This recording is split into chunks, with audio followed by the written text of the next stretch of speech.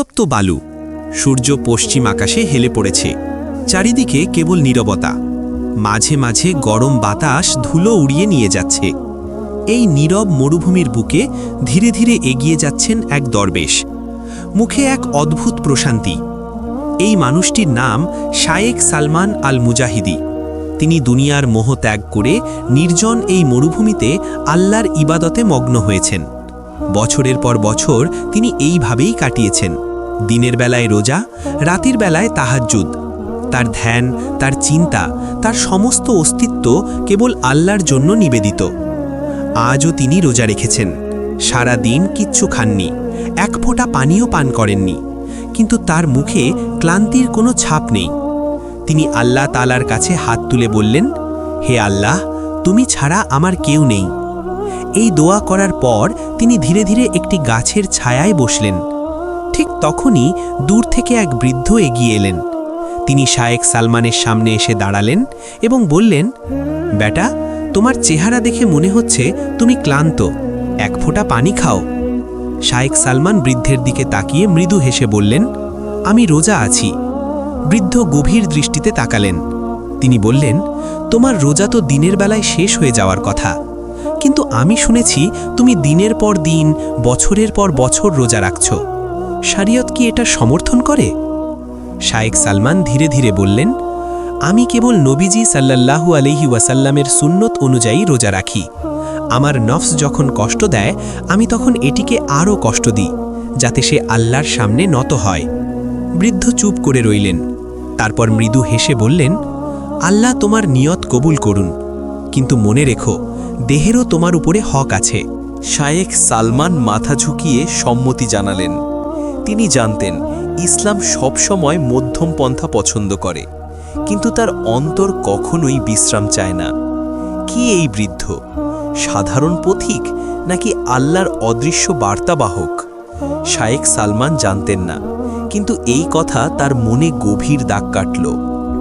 পাহাড়ের পাশে একটি গাছের ছায়ায় বসে সালমান আল মুজাহিদি রহমাতুল্লাহ আলাইহি বৃদ্ধের কথা ভাবছিলেন।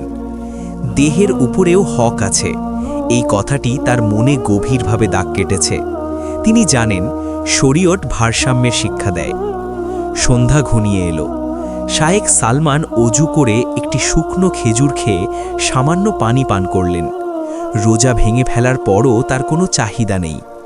যখন রাত গভীর হলো, তখন তিনি তাহাজ্জুদের নামাজের জন্য দাঁড়ালেন।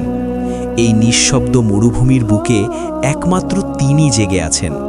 তিনি আল্লাহ তাআলার কাছে দোয়া করছেন, হে আল্লাহ, তুমি আমাকে পরিশুদ্ধ করো, আমার অন্তরকে তোমার ভালোবাসায় পরিপূর্ণ করে দাও।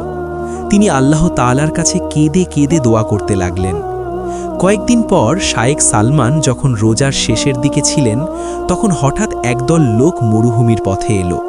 তারা ছিল কিছু বণিক এবং তারা কাফেলা নিয়ে শহরের দিকে যাচ্ছিল।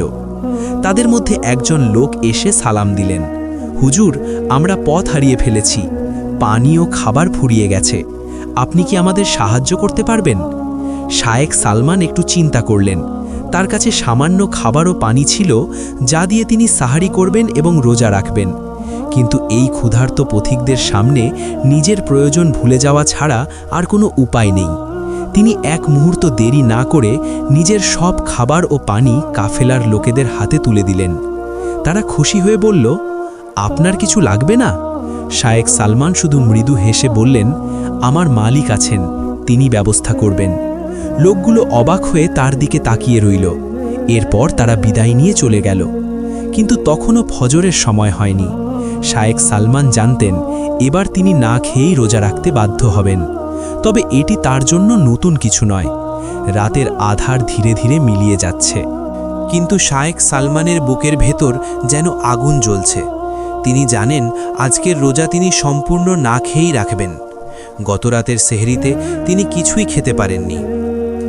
এক নতুন দিনের সূচনা হলো, কিন্তু এই নতুন দিন শায়েখ সালমানের জন্য আরও এক বড় পরীক্ষা নিয়ে এসেছে। বুকের ভিতর থেকে তীব্র এক ক্ষুধা অনুভূত হচ্ছে। মুখ যেন শুকিয়ে আসছে, পানির অভাবে গলা চেপে আসছে।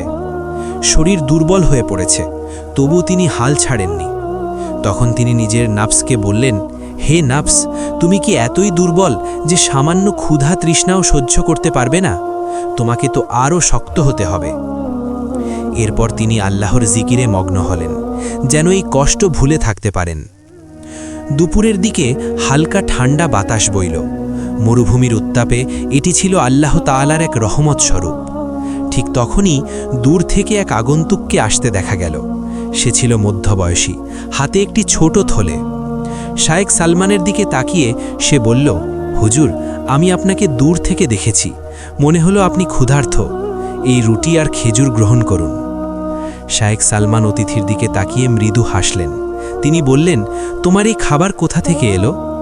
লোকটি বলল, আমি এক কাফেলায় ছিলাম, হঠাৎ মনে হলো আমাকে এখানে এসে একজন আল্লাহর বান্দাকে সাহায্য করতে হবে। শায়েখ সালমান একটু চিন্তায় পড়ে গেলেন। তারপর বললেন, আমি তো রোজা রেখেছি, তবে তোমার এই ভালোবাসা আল্লাহর এক দান, আল্লাহ তোমাকে পুরস্কৃত করুন। লোকটি বলল, আমি আপনাকে এই খাবার দিয়ে যেতে চাই, যাতে আপনি ইফতারে এটি খেতে পারেন। শায়েখ সালমান এবার মাথা নত করে বললেন, আলহামদুলিল্লাহ, আল্লাহ কখনো বান্দাকে নিরাশ করেন না। লোকটি সালাম দিয়ে চলে গেল। শায়েখ সালমান সারাদিন ক্ষুধা ও তৃষ্ণার কষ্ট সহ্য করার পর ইফতার করলেন, কিন্তু তার আত্মা এখনও শান্ত হয়নি। তিনি ধীরে ধীরে উঠে দাঁড়ালেন এবং কিয়ামুল লাইলের নামাজ শুরু করলেন। এই মরুভূমিতে কোনো মানুষ নেই, শুধু তিনি আর তার রব। প্রথম রাকাতে তিনি সূরা মায়েদার 3টি আয়াত তেলাওয়াত করলেন। এই আয়াত পাঠ করতেই তার হৃদয়ে যেন এক আলোর সঞ্চার হলো। তিনি ভাবলেন, আমার জন্য কি এই ইসলামই যথেষ্ট নয়? আমি আর কী বা চাইতে পারি? এরপর তিনি দীর্ঘ সেজদায় পড়ে গেলেন। দূর থেকে এক অদ্ভুত আওয়াজ শোনা গেল, সালামুন আলাইকুম, হে আল্লাহর ওলি। শায়েখ সালমান ধীরে ধীরে মাথা তুললেন, কিন্তু তিনি দেখলেন চারপাশে কেউ নেই, চারপাশে শুধুই ধূ মরুভূমি। তিনি আবার নামাজে মনোযোগ দিলেন, কিন্তু এবার আবার সেই আওয়াজ শোনা গেল, হে সালমান, তোমার এই ত্যাগের বিনিময়ে আল্লাহ তোমার জন্য কি রেখেছেন তা কি তুমি জানো? শায়েখ সালমান এবার চারপাশে তাকালেন। কিছু দূরে এক ছায়ামূর্তি দাঁড়িয়ে আছে। তিনি বললেন, তুমি কে? ছায়ামূর্তি ধীরে ধীরে কাছে এলো। সে বলল, আমি তোমার কোনো ক্ষতি করতে আসিনি, বরং তোমার জন্য একটি বার্তা নিয়ে এসেছি। তখন সালমান বললেন, কোন বার্তা?